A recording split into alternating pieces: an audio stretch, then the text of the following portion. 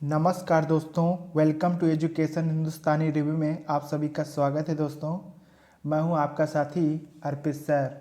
दोस्तों, आज की वीडियो को सभी लोग ज़्यादा से ज़्यादा शेयर कर दीजिए, क्योंकि आप लोगों ने थंबनेल में देख ही लिया होगा कि आज की वीडियो किस टॉपिक पे है। और ये वीडियो इसलिए बनानी पड़ी कि ज़्यादातर बच्चों को सिलेबस ही नहीं पता है सीटेट का, और पैटर्न भी नहीं पता है। तो इसलिए इस वीडियो को बनाना ज़रूरी समझा। और आप लोग वीडियो को ज़्यादा से ज़्यादा शेयर कर दीजिए, ताकि जो लोग कन्फ्यूजन में हैं कि पेपर 1 और पेपर 2 में क्या क्या आता है, वो उनको पता चल जाए। तो सबसे पहले शुरुआत करते हैं कि सीटेट है क्या और ये क्यों कराया जाता है। तो सीटेट आप लोगों को मैं बता दूं कि जो सीटेट परीक्षा है ये सेंट्रल द्वारा कराई जाती है। वैसे तो टेट हर राज्य अपना कराता ही है, लेकिन सेंट्रल भी अपना सीटेट कराता है। सीटेट क्यों कराता है? ताकि आप इस टेट को पास करने के बाद योग्य हो जाएं एक परीक्षा टीचर की वैकेंसी में आप इस टेट को लगाकर पास कर सकते हैं। ठीक है, यानी कि आपको एलिजिबल कर दिया जाता है कि आप टीचर का फॉर्म भर सकते हैं वैकेंसी में। ठीक है, तो आगे देखते हैं कि इसका सिलेबस क्या है और टॉपिक वाइज बताया जाएगा। और इसका पैटर्न सबसे पहले समझ लेते हैं कि क्या है। प्राथमिक स्तर यानी क्लास 1 से 5 तक के लिए, क्लास 1 से 5 तक के लिए ये होता है, सीटेट मान्य होता है। ठीक है, पेपर वन का विशेषकर हम लोग पेपर 1 के लिए बात कर रहे हैं। ध्यान देना कि पेपर 1 और पेपर 2 में बहुत अंतर है और सिलेबस में भी काफ़ी अंतर है। और सीटेट का फुल फॉर्म आप लोग पूछ रहे थे क्या होगा सर, तो सीटेट का फुल फॉर्म होता है सेंट्रल टीचर एलिजिबिलिटी टेस्ट, यानी कि केंद्रीय शिक्षक पात्रता परीक्षा। तो ये इसीलिए कराई जाती है कि ताकि आप लोग टीचर की वैकेंसी में फार्म भरने के योग्य हो जाएं। और वैसे तो आप लोगों को मैंने बता ही दिया कि यूपी में अपना यूपी टेट होता है, एमपी में एमपी टेट होता है और राजस्थान में रीटेट होता है। हर स्टेट का अपना एक टेट होता है। लेकिन सीटेट एक ऐसा एग्ज़ाम है कि आप ऑल इंडिया फॉर्म भर सकते हैं टीचर्स की वैकेंसी में इसको लगाकर। ठीक है, तो इसलिए ये बहुत ज़्यादा ज़रूरी हो जाता है और इसका सिलेबस थोड़ा मॉडरेट होता है बाकी टेट की अपेक्षा जो स्टेट में कराया जाता है। तो आगे देखते हैं कि इसका क्या है पैटर्न समझ लेते हैं। पैटर्न में है, नंबर 1 पर आता है बाल विकास एवं शिक्षण। इसको हम लोग बोलते हैं सीडीपी। क्या बोलते हैं? सीडीपी। ताकि कुछ लोग बच्चे सीडीपी नहीं समझ पाते क्या होता है, तो आप लोग समझ लीजिए कि सीडीपी बाल विकास एवं शिक्षण होता है।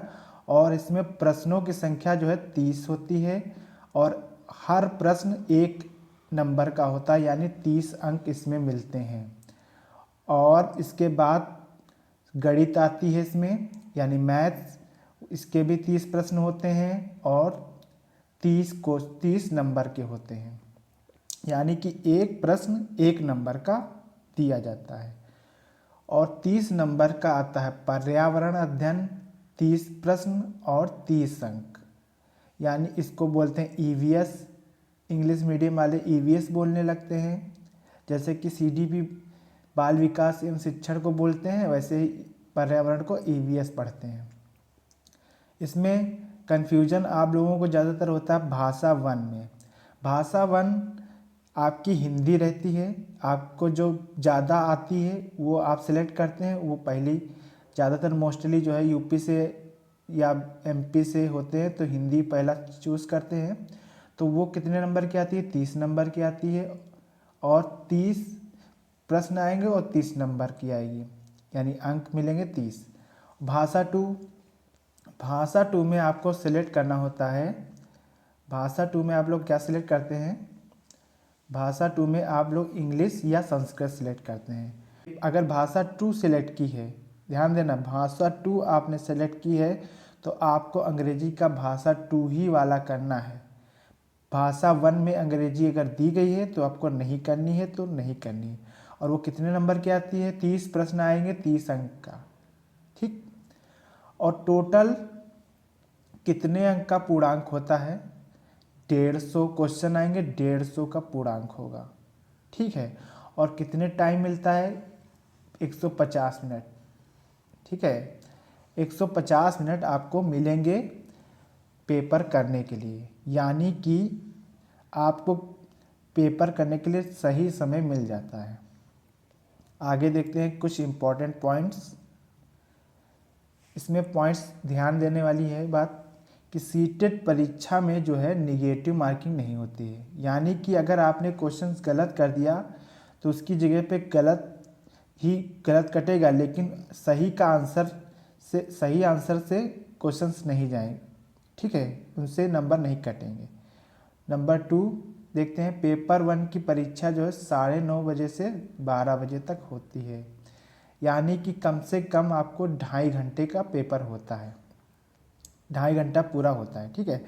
और सीबीएसई के अनुसार जो अभ्यर्थी परीक्षा में 60% या 90 अंक प्राप्त कर लेते हैं उन्हें योग्य माना जाता है इस परीक्षा में, यानी कि आपको 60% लाने ही लाने हैं, 90 अंक आपको प्राप्त करने ही हैं। और इससे कम होंगे तो आपको पता ही है कि अगर आप इससे कम होंगे तो आप दूसरे स्टेट में फॉर्म भरने में आपको दिक्कत हो सकती है, इसलिए 90 तो आपको लाना ही लाना है। चलिए सिलेबस देख लेते हैं क्या है। बाल विकास में आपको का ऑप्शन देखना है। इसमें बाल विकास प्राथमिक विद्यालय का बालक 15 प्रश्न आते हैं यहाँ से कि प्राथमिक विद्यालय में बाल विकास कैसे होता है बच्चे का। तो पहला पॉइंट है बाल विकास की अवधारणा तथा अधिगम के साथ संबंध। दूसरा पॉइंट है बालकों के विकास के सिद्धांत, आनुवांशिकता और पर्यावरण का प्रभाव। आनुवांशिकता के बारे में पढ़ना है आपको, पर्यावरण का उस पर प्रभाव क्या पड़ रहा है वो भी पढ़ना है। सामाजिकीकरण आता है पेपर में, इससे भी क्वेश्चन आते हैं। पियाजे, कोहलबर्ग और वाइगोत्स्की बहुत इंपॉर्टेंट है, ये भी पेपर में बहुत यहाँ से क्वेश्चन पुटअप होते हैं। बाल केंद्रित और प्रगामी शिक्षा की अवधारणा क्या है, ये भी बहुत इंपॉर्टेंट है, ये भी आती है। आगे देखते हैं बौद्धिकता के निर्माण में विवेचन, यानी बुद्धि के विकास के बारे में, बुद्धि किस टाइप की होती है ये सब पूछा जाता है। बहुआयामी बौद्धिकता क्या होती है, भाषा और चिंतन, समाज के निर्माण के रूप में लिंग एवं लिंग भूमिकाएं, लिंग से रिलेटेड क्वेश्चंस आते हैं। शिक्षार्थियों के मध्य व्यक्तिगत विभेद, भाषा, जाति और समुदाय धर्म की विविधता पर आधारित विभेदों का समझना, ठीक है। अधिगम के लिए मूल्यांकन के बीच विद्यालय आधारित मूल्यांकन, सतत एवं व्यापक मूल्यांकन भी पूछा जाता है, किस तरीके से मूल्यांकन किया जाता है।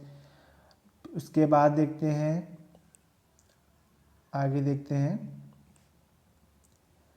शिक्षार्थियों की तैयारी के स्तर के मूल्यांकन के लिए कक्षा में शिक्षण और विवेचित चिंतन के लिए शिक्षार्थियों की उपलब्धि के लिए प्रयुक्त प्रश्न तैयार करना, ठीक है। मूल्यांकन के लिए किस तरीके से उपलब्धि प्राप्त की है, इस टाइप के क्वेश्चन आते हैं।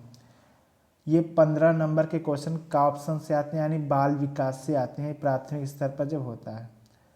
अब आगे देखते हैं समावेशी शिक्षा से क्वेश्चन आते हैं, विशेषता वाले प्रश्न बालकों के लिए भी आते हैं। गैर लाभप्रद अवसर और अवसर वंचित शिक्षार्थियों सहित विभिन्न पृष्ठभूमियों से आए शिक्षार्थियों की आवश्यकताओं को समझना। अधिगम संबंधी समस्याएं, कठिनाई वाले प्रश्नों की आवश्यकता को समझना। मेधावी, सृजनशील, विशिष्ट प्रतिभावान शिक्षार्थियों की आवश्यकता को समझना। यानी कि आपको समावेशी शिक्षा के बारे में पूर्ण जानकारी होगी तो आपको 5 प्रश्न मिलेंगे, यहाँ से 5 प्रश्न यहाँ से आते हैं। आगे देखते हैं अधिगम और अध्यापन, यानी अधिगम और अध्यापन शिक्षण शास्त्र से भी क्वेश्चन आते हैं, 10 प्रश्न आते हैं।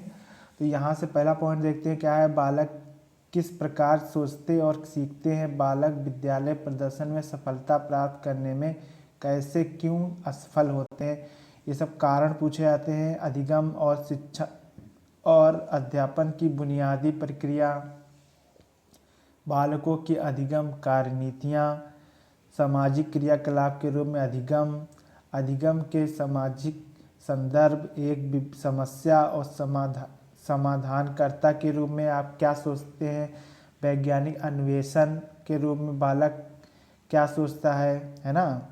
बोध और संवेदनाएं, यहाँ से भी क्वेश्चन पूछे जाते हैं। बालकों में अधिगम के वैकल्पिक संकल्पना, अधिगम प्रक्रिया में महत्वपूर्ण चरणों के रूप में बालकों की त्रुटियों को समझना। प्रेरणा और अधिगम, अधिगम में योगदान देने वाले कारक निजी एवं पर्यावरणीय। आप लोग सोच रहे होंगे कि क्या सर बताया जा रहा है, आप इससे जितना हो सके आप लोगों को समझना ही होगा, क्योंकि आप अगर यही नहीं समझेंगे कि सिलेबस में क्या आता है तो आप किससे लड़ने जा रहे हैं एग्ज़ाम में। तो इसलिए आपको ध्यान रखना है कि कहाँ से कितने प्रश्न आ रहे हैं, सिलेबस को आपको ध्यान देना ही होगा। वरना ऐसे तो बहुत से लोग एग्ज़ाम में आते हैं, पेपर किसका पास होता है वो तो जानते ही हैं आप लोग, इसलिए सिलेबस को ध्यानपूर्वक देखें। अब गणित के बारे में देख लेते हैं। गणित विषय वस्तु से यानी टॉपिक से कितने प्रश्न आते हैं, 15 प्रश्न आते हैं, जिसमें ज्यामिति से आते हैं, आकार और स्थानीय समझ, हमारे चारों ओर विद्यमान ठोस पदार्थ, संख्याएं है ना, जोड़ और घटाना आता है, गुणा करना, विभाजन यानी भाग बांटना, मापन यानी माप तौल, भार के बारे में, समय से रिलेटेड क्वेश्चन आते हैं कि रेलगाड़ी वाले तो आप लोगों ने देखे होंगे अगर आपने एग्ज़ाम दिया होगा। परिमाण और आंकड़ा प्रबंधन DI आता है, ठीक है। पैटर्न आते हैं किस तरीके से क्या है, राशि आती है ना। ये तो हुआ विषय वस्तु 15 नंबर का। और इसी में मैथ्स पेडागोजी आती है, कला अध्यापन कला संबंधी मुद्दे यानी मैथ्स पेडागोजी 15 क्वेश्चन यहाँ से पुटअप होते हैं। गणितीय तार्किक चिंतन की प्रकृति, बालक के चिंतन और तर्क शक्ति, पैटर्नों तथा अर्थ निकालने और अधिगम की कार्य नीतियों को समझना। पाठ्यक्रम में गणित का स्थान, गणित की भाषा, यहाँ से बहुत सारे पेडागोजी क्वेश्चन आते हैं, आप लोग देख लिए होंगे। अगर नहीं देखें तो आप हमारे चैनल प्ले लिस्ट में जाइए, वहाँ पर देखिए कि हमने पेडागोजी की वीडियो बनाए हैं और क्वेश्चन किस तरीके से आते हैं उसको देखिए, समझिए, ताकि आपको पता चले कि मैथ्स पेडागोजी 15 नंबर की बहुत इंपॉर्टेंट है यहाँ से, ठीक है। औपचारिक और अनौपचारिक पद्धति के माध्यम से मूल्यांकन कैसे किया जाता है गणित में, है ना। शिक्षण की समस्याएं क्या होती हैं, त्रुटि विश्लेषण, अधिगम, अध्यापन के प्रासंगिक पहलू क्या होते हैं, नैदानिक और उपचारात्मक शिक्षण क्या होता है, ये सब यहाँ से आपसे पूछा ही जाएगा। वीडियो को आप लोग ज़रूर देखिएगा दोबारा, अगर नहीं कुछ समझ में आया ध्यानपूर्वक देखिए कि सिलेबस है क्या, है ना। अगर आप सिलेबस ही नहीं समझेंगे तो पेपर में क्या करेंगे, वहाँ पर आपको पता ही नहीं होगा कहाँ से क्वेश्चन आ रहे हैं, है ना। तो आप लोग ध्यान दीजिएगा।